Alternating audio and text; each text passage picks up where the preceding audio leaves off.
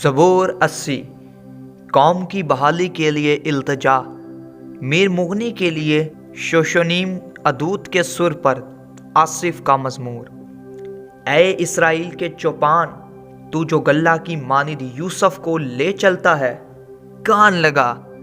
तू जो क्रोबियों पर बैठा है, जलवागर हो। इफ्राइम व बिन्यामीन और मुनस्सी के सामने अपनी कुव्वत को बेदार कर और हमें बचाने को आ। ऐ खुदा, हमको बहाल कर और अपना चेहरा चमका तो हम बच जाएंगे। ऐ खुदावंद लश्करों के खुदा, तू कब तक अपने लोगों की दुआ से नाराज रहेगा? तूने उनको आंसुओं की रोटी खिलाई और पीने को कसरत से आंसू ही दिए। तू हमको हमारे पड़ोसियों के लिए झगड़े का बायस बनाता है और हमारे दुश्मन आपस में हंसते हैं।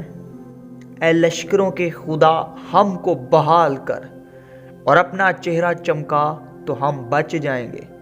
तू मिस्र से एक ताक लाया, तूने कौमों को खारिज करके उसे लगाया।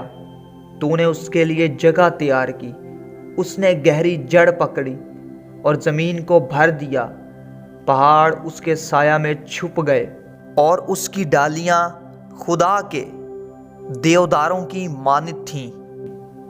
उसने अपनी शाखें समंदर तक फैलाईं और अपनी टहनियां दरियाई फरात तक।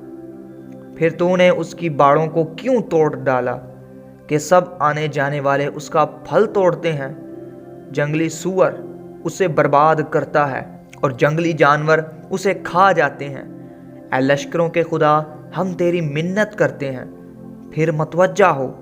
आसमान पर से निगाह कर और देख, और इस ताक की निगहबानी फरमा, और उस पौधा की भी जिसे तेरे दाहिने हाथ ने लगाया है, और उस शाख की जिसे तूने अपने लिए मजबूत किया है। ये आग से जली हुई है, ये कटी पड़ी है।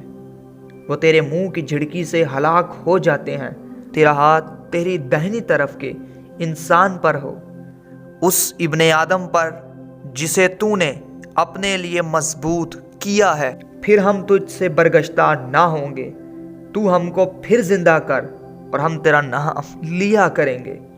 ऐ खुदावंद लश्करों के खुदा, हमको बहाल कर, अपना चेहरा चमका तो हम बच जाएंगे। आमीन। यीशु जिंदा है, शैतान शर्मिंदा है।